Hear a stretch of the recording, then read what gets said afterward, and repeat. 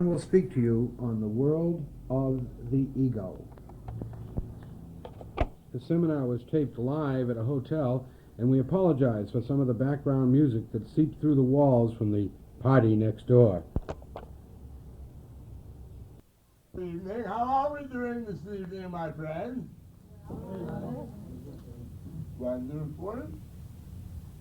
Got a little subject that we'd like to discuss with you this evening, and it is called your ego, and the world in which it is the king, so to speak.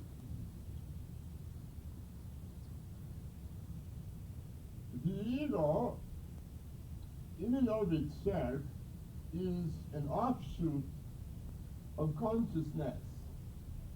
It is a representation of personality. Now, the ego is that portion of yourself which is most directly focused on looking outward into the world. That part of yourself which receives and evaluates the sensory data that is supplied by your senses. The ego, in and of itself, is a tool.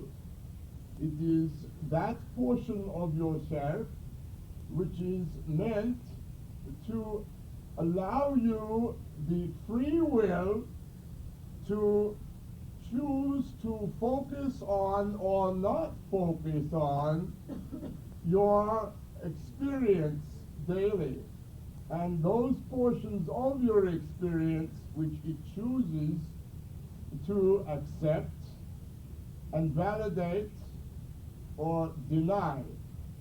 And its function is one whereby it is to work along the lines that you, as a self, bearing a consciousness, decides what it will accept. As you know, you are all sitting in this room, and each one of you is an individual. And each one of you has dislikes and likes according to your experience. But also along with this, there are other avenues of experience that come into the ego's domain, which have to do with other life existences that you are living, also contact with other beings and other consciousness that is, shall we say, experiencing reality in this plane with you. Now, the ego, as we view it, again, is that portion of ourselves which makes decisions concerning reality. And what it does is it bases its decisions about reality geared toward the ideas and concepts and beliefs that you have processed through your ego previous. Meaning that as you were younger and grew older, your ego was beginning to develop. And there are various, shall we say, types of egos, from the point of view that some can be very strong, some can tend to be very withdrawn, personality aspect-wise. Aspects of personality fall into the domain of the ego in its reflection of them. Now, the ego originally was simply just a tool to look and to evaluate based on your judgment. But what occurred was that you began to believe that you were your egos, instead of realizing that you have egos. In much the same way as that you have a body, and you are under the illusion that the body is you. Nothing could be further from the truth. You have a body, you are not your body. There is an association between you and your body that is quite unique and very profound. And it has to do with the nature of reality as it is structured along lines of energy, along chemical, physical lines, but also it has to do with the basic stuff of the self, which is in and of itself pure energy, and very, if you want to use the phrase, intelligent energy, in that its force or its power is directed by the self. It is an aspect of the self. Now, the ego, as it learns in the beginning from an outside source, it learns about the aspects of correction. It learns, as you might be able to remember, when you were very young and you were growing up and you were learning about such things as not standing on tables and eating cigarettes out of ashtrays and items such as these, if you get my drift. And you were told by an outside authority that this is not what you do.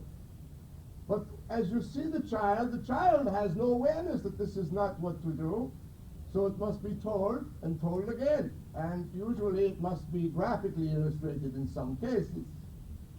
And what begins to take place is that the ego begins to develop, and it begins to think on its own, so to speak.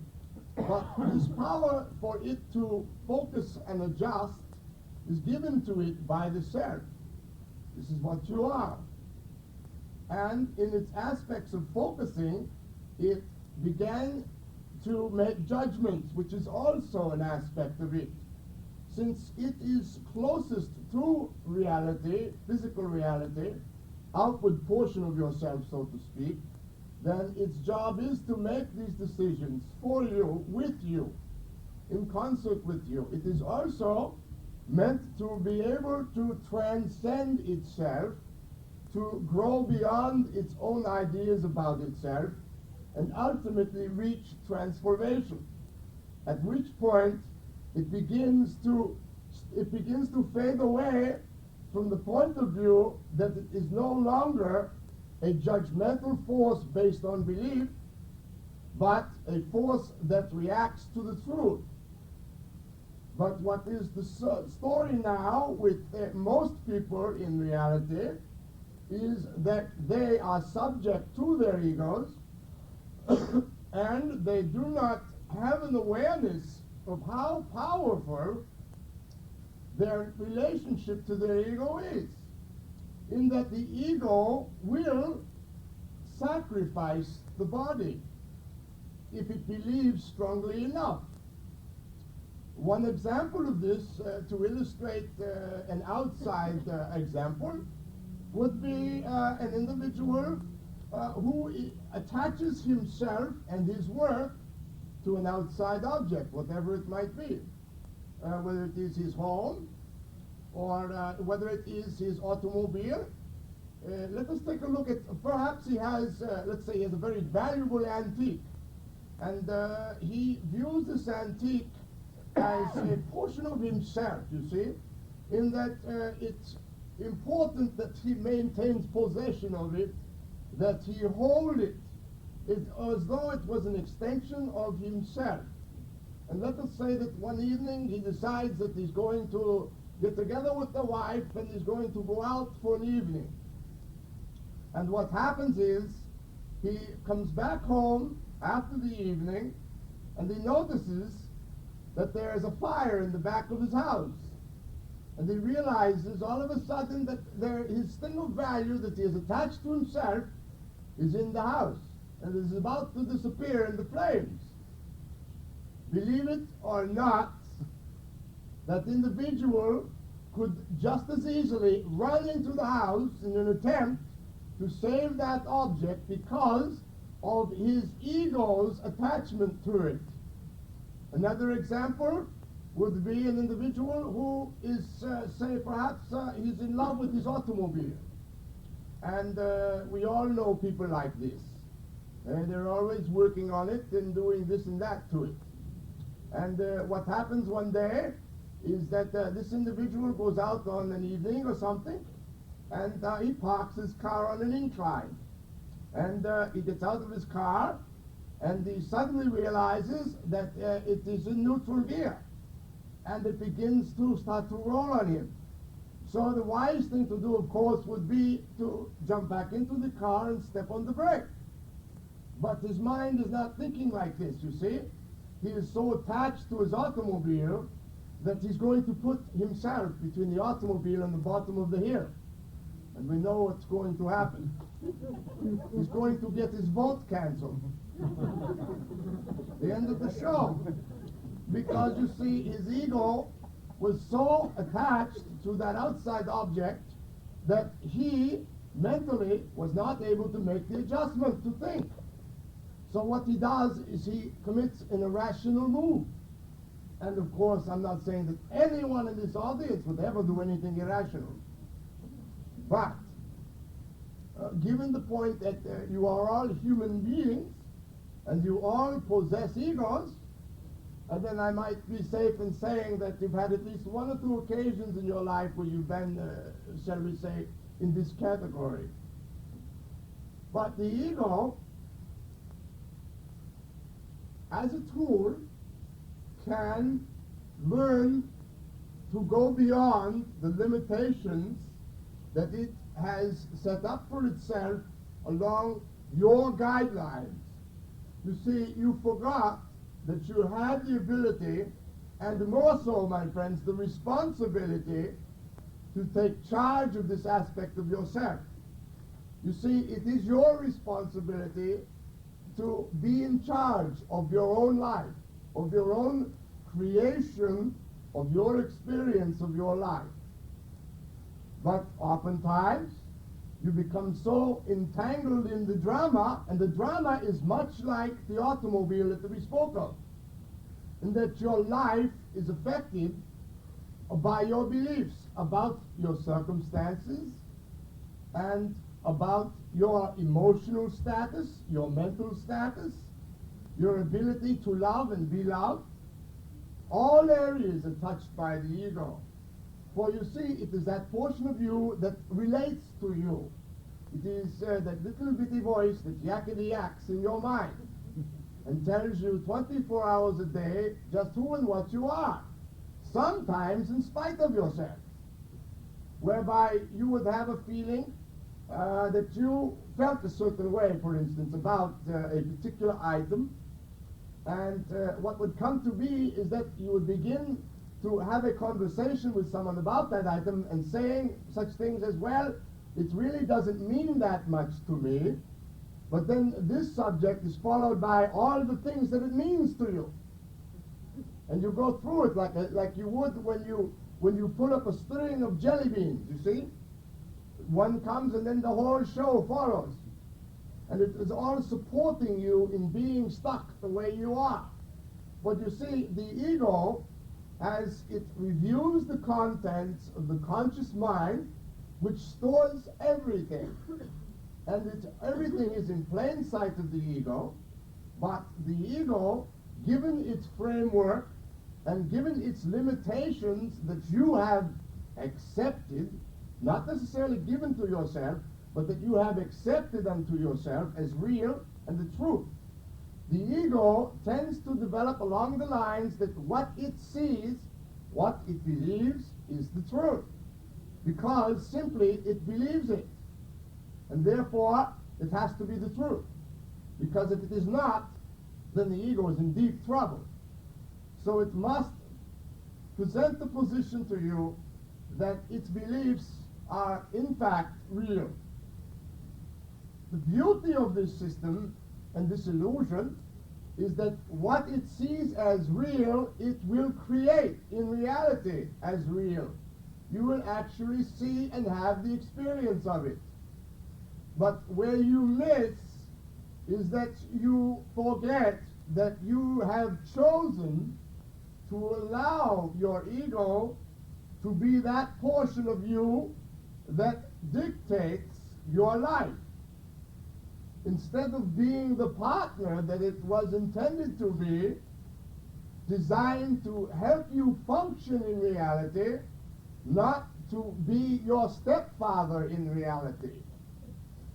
But because you've transferred this responsibility to it, then of course it is quite willing and very able to take it on.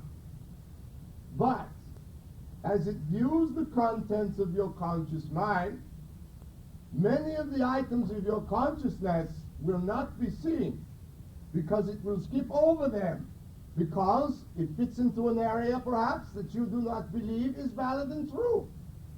There are many people who do not believe that there is life after death.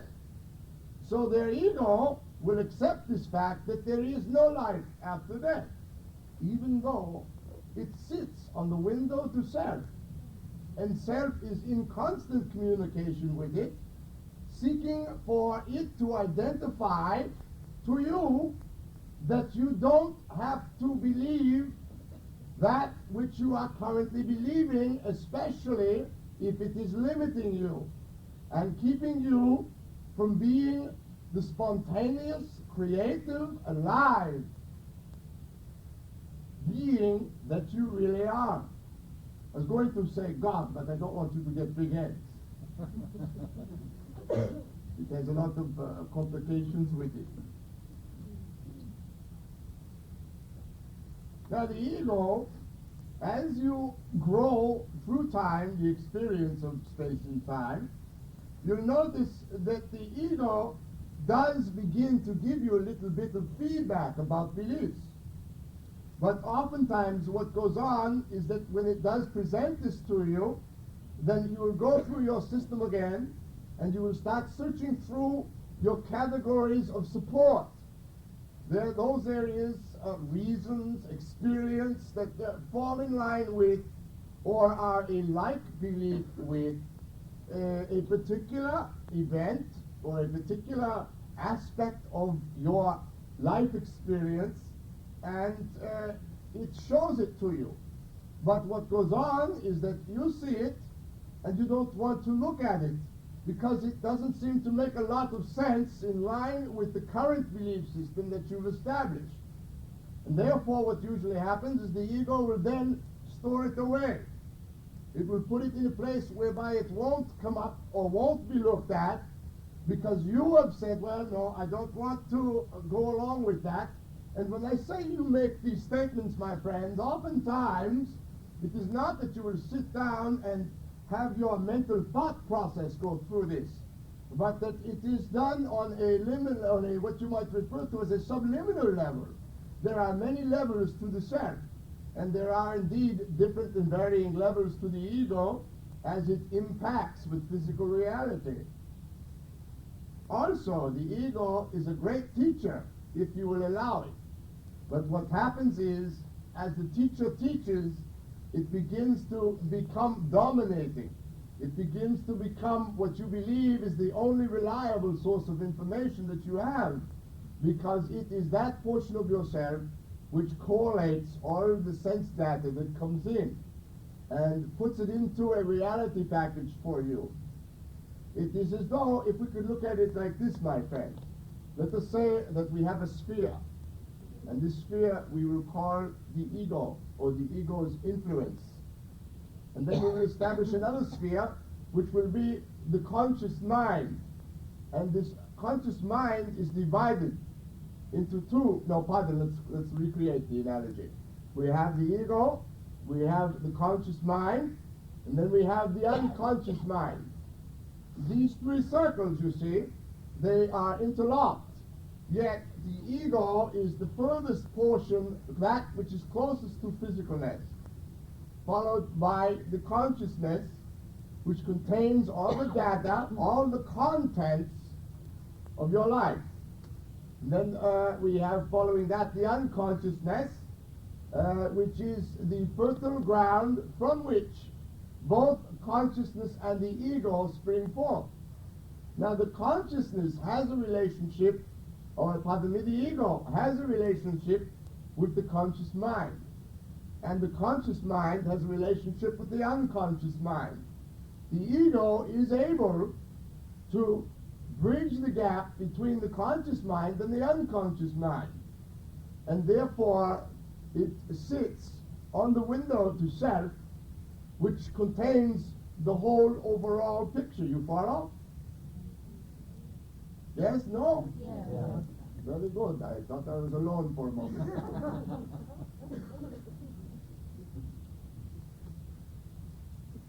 Aristotle, Yes, sir. could we have some water, please? Yes. The ego is a great role player. Always thank you. The ego is a great role player in that it becomes like an actor, you see, in that once you tell it what to do, it begins to do it spontaneously on its own. It begins, in effect, my friends, to think for itself. This is an aspect that you can all identify with. And it usually appears to you when you do something that you don't like. After you've done it, you sit and you think, I don't like myself for doing that. When you see your ego is what carried you through that experience. But you must realize also that you set up the framework to allow it to do that. So as a result, it has a tendency to at first be an actor in the play, then it becomes the play. And you are sort of stuck in some floating limbo and seem to be at the whim of your ego. Seem to be in a position whereby you can't understand yourself. You want to learn more about yourself, and yet as you try to learn more, you seem to run into more and more barriers concerning it. Well, these barriers, my friends, are brought up by your ego. Because you see, the ego also, in and of itself, has its own feeling for life. It becomes separate unto itself and becomes, shall we say, a prince in the kingdom, which is the kingdom of your reality. Now, as it works with you and you with it, a very close relationship begins to develop. And what happens is there is a willingness on your part to accept just about everything that the ego tells you about yourself. The ego was meant to reflect reality, not to judge it. But you gave it the power, the authority to judge it for you. For you see, yourself is not a judgment-oriented being. It is an experience-oriented being. It is a being of love, whose sole objective is to create as actively possible as it can in the image and likeness of its creator, which of course all that is. Now, the ego, as it begins to develop itself and starts to store and make relationships between various ideas that you have about yourself, such as you either like or dislike chocolate ice cream. You like the color red, or you don't like the color red, or you're indifferent about the color red. These are all the responsibility of the ego. But it was your shifting of responsibility to it that keeps you stuck in the middle, where you can feel relatively helpless to make effective changes, unless you realize that, number one, you have an ego. Number two, you are not your ego. And number three, the ego is meant to assist you, not to hinder you. Beliefs, as the ego sees them from your perspective, always fall in line with its ideas of reality, and if they do not fall in line with its ideas of reality, you won't get to see it unless you press yourself, unless you realize that you can indeed start a new direction for your ego. And that is one whereby you use it as a tool instead of allowing it to use you as the tool. You follow?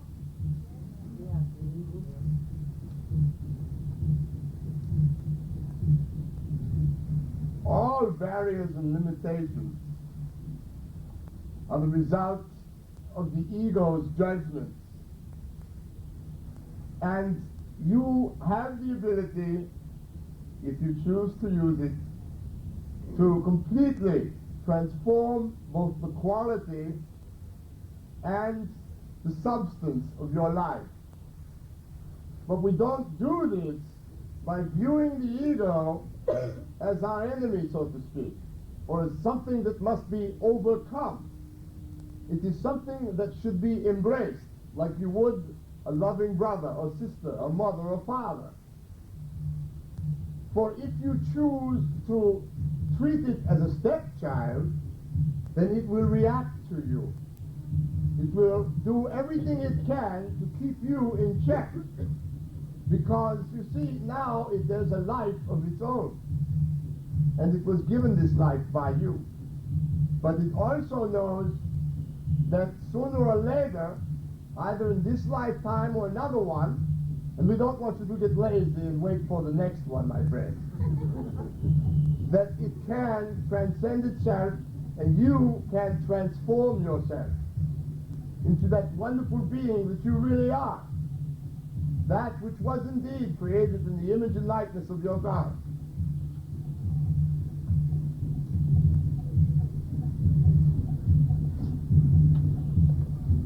The ego also is very substantive. It has relationships unto itself that you have come to believe are your own, because it is so close to you, so close to the contents of your conscious mind, and so close to your sphere of active reality that you are duped into accepting it. It is an aspect of you, my friends. It is, again, a tool. The next question is, well, what do I use it? How do I use it as a tool? Well, you see, you can begin by asking yourself, what are your core beliefs concerning yourself? And you can do this at any time. And you can do it best if you are doing it in private where you are not being disturbed. Now, you might ask, well, what are core beliefs? You see, that without getting too deeply into the belief system itself, for we will be dealing with that at another time. But it is important that we establish a base of understanding. The ego wants actually to be released from the responsibility that you've given it. But as long as it feels that you are willing to allow it, for whatever reasons you might have, to be your life, then it will continue to be your life. Because you see, it is following its responsibility with complete, unadulterated integrity. And it will do so. Because it is a tool. It originally had no ideas about itself. All the ideas it had about itself, you gave to it. And you gave these ideas to it based on your experience of reality. But you see, you're at a disadvantage immediately. Because when you came into reality, you were taught. And for the most part, some of the people who taught you were not all very wise in the area of the ego. Because you see, they were duped. So they have no choice but to train you in the way that they were trained. However, they might add a few little wrinkles from their own experience, but basically you will train them in the same way that you were trained, whether you believe it or not, whether you have it consciously in your mind or not, because on a subliminal level, all this data is contained, and it becomes automatic. It's not something that you think about. The ego's functions right now for you are very automatic. As a matter of fact, your ego oftentimes, let us say you're involved with a discussion, and you carry on this discussion for a little length of time, then the discussion begins to get a little heated, you know, because you said something that didn't fit in line with the belief system of the person that you were having the discussion with. Now what happens is the discussion is no longer important, but who is right becomes important. The ego is a righteousness machine, my friend. It stores it up. It has to be right. You ever notice that about yourself? When you have an idea, it's right, of course. You had it. And there can't be any doubt of its integrity. But let us carry it a little further and see how the ego can actually mechanically move you around. You continue your discussion. Remember, we're dealing with words. We're talking about ideas in our discussion. And what happens is the discussion gets heated and heated, because now we've gone from words and ideas into beliefs. And although we are talking with words, we are confronting belief patterns. And what is going to transpire is that eventually the argument gets heated enough, and what happens? I don't want to hear any more of it. You get up and you walk away. Or you get up and you throw something. Or you get up and sadly sometimes you hit something. And sometimes you hurt your hand. But you see, my friends, it is not an act of thinking that puts you through this. It is a line of belief. It is the ego's word. Indeed. What I want you to do is make it your word. I want you to come back to yourself and realize that you have thoughts, you have ideas. Wonderful. They're not you. They're based on your experience of reality. They're based on events. They're also based on transmissions from the self and from other beings who are in communication with you at any given time. Now, also let us take into consideration when one is raising children. Where do you get your information to raise the children? Well, you might read a book. You might read 2 books. And as you read them, you say, oh, these ideas are wonderful. I'm going to try it. But what happens is, you begin to try these ideas, and you find out that these ideas don't work. I'm going to break out the old stick. Do it the old way, because it seems to get the best results. But it doesn't, my friends. All it does is it keeps them stuck the same way you were stuck. You're recreating yourself, indeed. You're also recreating it for your children. But there is no blame here, my friend, for there is no fault. There is only that you missed. It is, shall we say, a misapplication of your power and your ability. And power and ability are reflected through the ego. But you see, the ego is very, very self-conscious of itself. You ever notice that about yourself? Just a little bit self-conscious. Wondering if you look just so. Wondering if you'll be accepted. How about the little checklist the ego has, eh? Anybody here know what I'm talking about? Yeah. You know that portion that when you meet or greet someone, you know, you instantly have feelings about them. Though they may not be strong initially, and sometimes they are, and sometimes they are not. But what goes on is that your checklist is gone through, and it's gone through on a subliminal level. And what happens is you make a judgment. And you say, well, you know, when you meet them people and you just feel good about them, or you just feel negative about them, well, in many cases, my friend, it is not a judgment that you've made. Forget it. You didn't make your own mind up. Your ego made it up for you and put it up on the screen for you to see it. And you took it to you unto yourself and believed. And what you get for all the belief, my friends, is the consequences. And in many cases, the consequences are your life does not work. As hard as you might try to make it work, to turn it around, what you are doing is you're dealing with the same stuff. And you're trying to change that same stuff. You're trying to change beliefs. You're trying to change yourself, which is in effect unchangeable, because the self is totally neutral.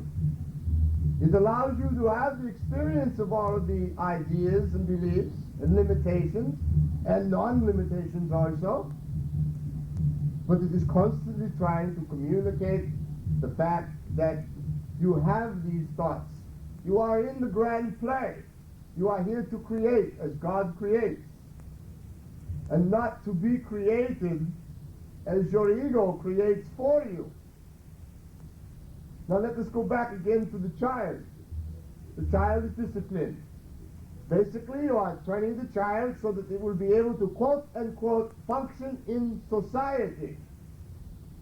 Well, you know, society has changed so much over the thousands and thousands and thousands of years that various societies have been and come and gone on the planet, that it is a continuous cycle. It is endless. It is a dog chasing its tail. And when it catches it, it bites it, it realizes the silliness of its action, but it's going to go through it in spite of itself. Anyone in this room ever got into a physical argument because of their beliefs? Yeah. Nobody, huh? Ready to punch somebody out. And you know what the sin of it is, my friends? You're ready to be punched out yourself. This is the funny part. Your ego will put your face in jeopardy. In your body. And you'll let it do it.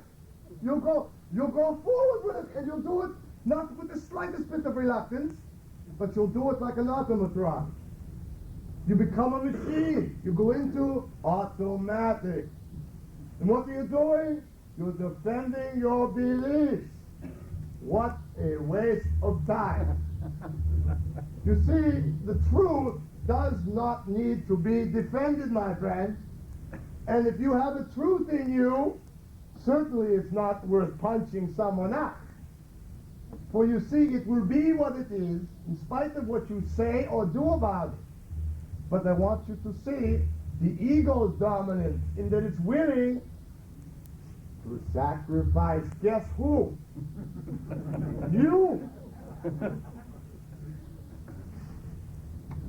And you do it with such great delight. You know, one of the great things that will happen for you is when you leave this plane and you eventually come in touch with yourself. You know what you'll find there? A bunch of beings laughing hysterically. They're not laughing at you, my friends. They're laughing with you.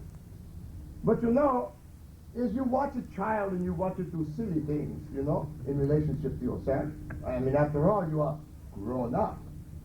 You are educated. You know about reality. So when you see the child doing something silly, oh dear, look, isn't that funny? Well, I'll tell you, the spirit world's in an uproar. You guys have got us going, but good. And you know it's so funny because you know you're so bloody serious about everything. So here you go, my friend. Seriousness has got nothing to do with reality. Reality is a pure experience. But you see, it is the judgments that follow on and about reality that put you in, shall we say, a little bit of a cage. The cage is called your ego. But I don't want you to get the impression that we are saying the ego is a bad or negative thing. It is not. It is ultimately a very powerful force. But no one in this room knows how to use it to their advantage. Notice with emphasis on use it as a tool. It is a portion of yourself. It is not your whole self. But unfortunately for you, it is that part that communicates with you, so you believe it is. You bought it. Hook, line, and sinker. So the name of the game now is to realize this. And after you realize this, then you can begin to view just how you are holding your world. And then you will begin to see what part of it you are holding and what part of it your ego is holding. And when you see that, my friends, you'll realize that your percentage in the business of your life is about 3%. The rest of it belongs to the ego. Totally independent now of you. Makes judgments for you, sets your time for you, tells you when you're wrong, when you're right, when you're in love, when you're not in love, what you should say, what you should do. You know what, other times too, it will do things for you automatically. It will tell you to get the hell out of a certain situation. And it will do it without saying a simple thing to you. Your body will get up and you will move. And then you will realize it. You know, my friends, any of you ever been sitting around in your living room, and of course you're always sitting there with good intent, called relaxation, and you're relaxing, then all of a sudden you gotta get up. You gotta go into the other room. Anyone have this experience? You don't realize why you're getting up till you get in the other room. And then you say, what's my doing? What did I get up for? Then your mind says, oh yeah, we wanted a drink of water. It's going to keep you satisfied, my friend. It's going to give you what you need, because you see, right now it's in charge. You know, you right now you are your ego. Truth is that you have one. And you can liberate yourself anytime that you choose. But then again, there's a big word. Choosing responsibility is something that is a part and parcel to you discovering the tools of the ego. But first, you must admit that you are subject to it, because this is the case. I know there's a few minds out there. I can hear you. Not me. I'm different. No, you're not. You're just as stuck as everyone else is. That should be a key to you. You don't have to tell yourself when you know yourself. It is spontaneous experience. It is total and complete. It doesn't come in sections. It comes all at once. And it is completeness. It is oneness.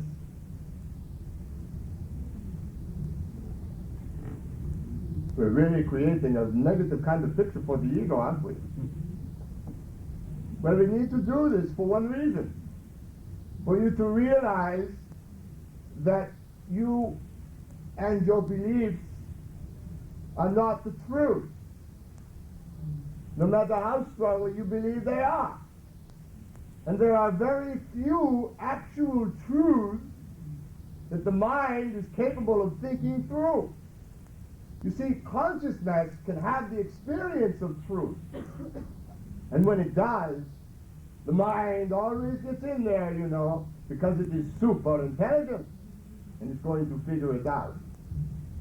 And the instant it starts to figure it out, it begins to translate the experience. It begins to bring it from a cosmic experience down to a level whereby it is a physical experience, that which occurs in physical reality. But you see, all experience is, shall we say, an item that transcends reality. It goes beyond it, for its sources are beyond it. Yet it impinges upon your physical reality and comes into your daily experience. Also, my friends, there are many times in your life when your ego does, shall we say, talk truth to you concerning yourself. But usually what takes place at these times is that you will have the thought, it will come into your consciousness, and you will ponder on it for a moment, and then what will happen is the ego will open up the floodgates again and bring in all the reasons why I am a mechanic, or I am a school teacher. You know what, my friends? They believe that's what they are. That is not what they are. They're a wonderful being in creation, creating it, in concert with all that is. This is what you are. Any labels that you put on yourself are the clothing of the ego. And it puts on clothing all the time, telling you what you are.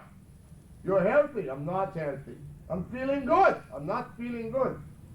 I have a mental set today that I don't like. I have a mental set today that I like. You know, you wake up some days and you feel good. You notice that, my friends? Actually, some days you wake up and feel good. You know what? Before the day is over, you screw it up. You know, it's a good thing only until it comes into your mind that, you know, this can't last. It always happens. You do it to yourself. You believe your ego. You're having a great time. This is gonna end.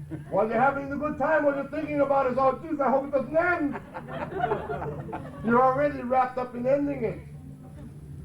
You're trying so hard to keep it that you lose it. Don't try to cup it in your hands and hold it.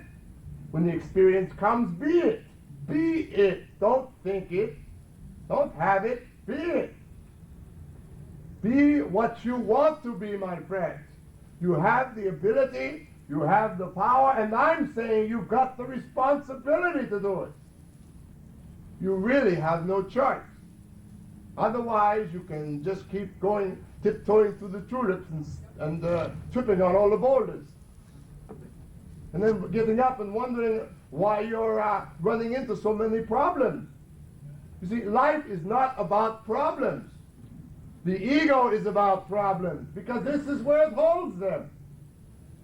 It holds them there, and you know what? It serves them up to you on a silver platter, in much the same way as it serves you up to get yourself punched out when you think that your beliefs are so important that you're willing to risk your life over them.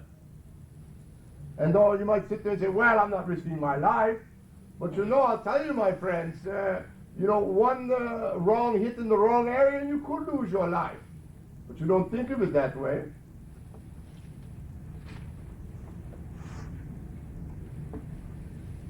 It will also use, it meaning the ego, will also use outside sources to support you in staying stuck, you see?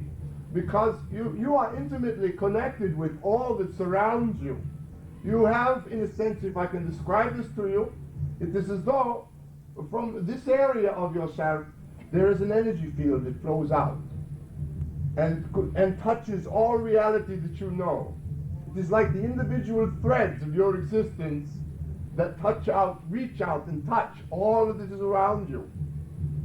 And your ego wants to get your attention away from these lines of power that you have that reflect light back to your senses, that tell you that what you believe is right or wrong. It is this connection with the ego where this takes place. Now the conscious mind, it is what you call, it's just neutral. It holds all the information. It takes all the data. And it just has it there. And it is up to the ego to look through it and decide that which it's going to activate. Now remember, the conscious mind is alive and living, and it is like a growing fertile soil. And when the ego decides to plant a seed in that soil, when the seed bursts forth out of the soil of consciousness, it appears in reality. So the limiting beliefs that you have about yourselves and about reality are quite naturally going to appear for you. Would you want it any other way? It is what's so. It is an example of your creative responsibility. Your life is the way it is because you believe it has to be that way. And your beliefs are held within your ego. And your ego is going to support you 100% in staying within that framework. But as we said earlier, the ego also has the ability to reflect itself. And on occasion, when it does do this, it does run down its beliefs and it does find one that doesn't fit. It gives this back to you to make and to view again, to make another judgment about it. But again, friends, it's going to be tinged by its previous beliefs about it. But also, it is like you in the aspect that when you were younger and you were told myths, let us say, and usually a myth is a great way that the parent uses to try to confuse a child. Instead of telling them the truth, they make up a story. And they create an idea factory. And from this idea factory, they create and teach their children about reality. You shouldn't teach your children about reality, my friends. You should allow them to experience it. What you should teach them about is themselves, so that they can be properly armed with the tools to make the decisions they need to make. 1 hour, John. Not the decisions that you have already made in your life that either work or don't work for you, that you pass on to your children. Well, you see, in a way, my friends, I'm not trying to put the responsibility of what has gone on to your parents. No, no. We've got to blame number one. You know who that is? He's sitting here.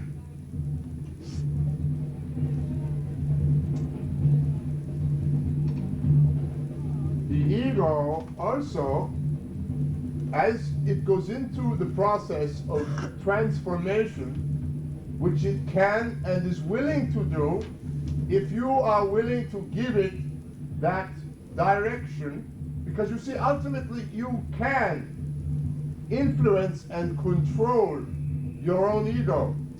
But you must realize that you don't have to believe what your ego is telling you. You see, because you are the experience, or you are where the experience of the ego takes place in, my friend. And therefore, you can at any time recognize it for what it is.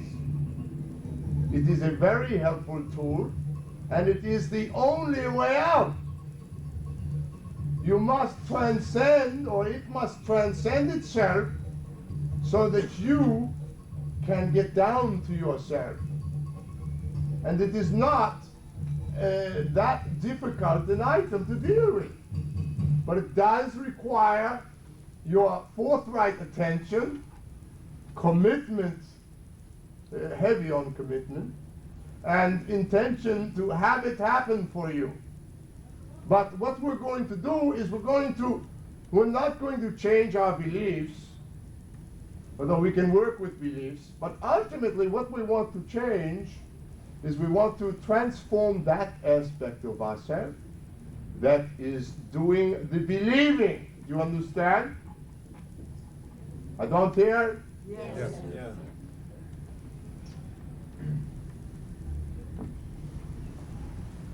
Being what you are allows you the capabilities and actually demands of you that you seek to know yourself, that you seek to understand, that you seek not to judge.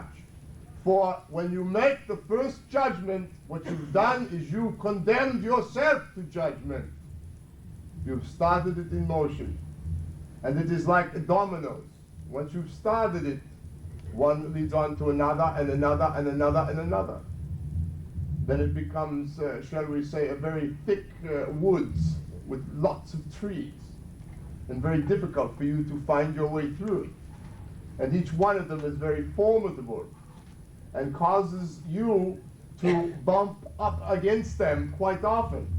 And at times it forces you into a position where you feel that you are at the total effect of your life and circumstances, when it is really the other way around. You are the creator of it, and you are also he who is responsible for his creations of it. This is where judgment really comes into play. How well you judge yourself, and how well you are able to suspend your judgment about yourself.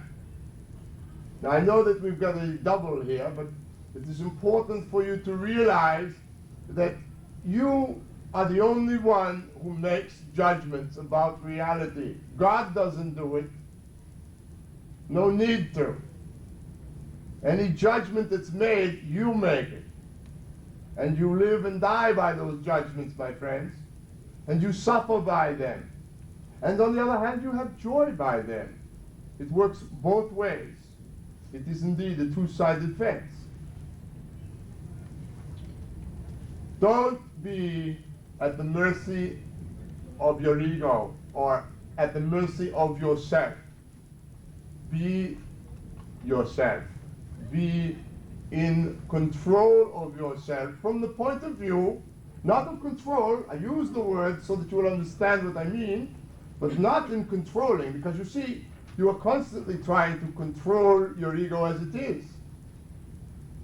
But you are also under the illusion that when your ego communicates to you, that it can communicate nothing but the truth. There are, shall we say, lots of faux pas in the area of the ego concerning your relationship to reality and how it affects you. If your life is not working, my friends, I'll guarantee you that part of the problem is that you've not, shall we say, inspected the contents of your own mind, of your own belief systems, your own way of being. But you know, I don't mean to sit there and tell you or try to browbeat you, but this is not important. I want to support you. You are all wonderful beings, and you are all shining with, beaming with love and total energy coming from without you. I want you to be able to have the ability to share this that you are with all that you meet. The world is indeed a wonderful place, but guess whose responsibility it is to make it that way? Some people, they want to wait for the authority to do it, you see? They're waiting for God. Got a long way. My friends, what we are doing, I want to explain something to you. Since the length of time that we have for our discussions with you is fairly brief, due to the fact that we do also enjoy immensely communicating with you on a personal level in the form of our question and answer period, that what we will be doing is that we are going to be working you into this, so to speak. And therefore, we are bringing up certain premises that we'll be using later on so that we can go further and further into it.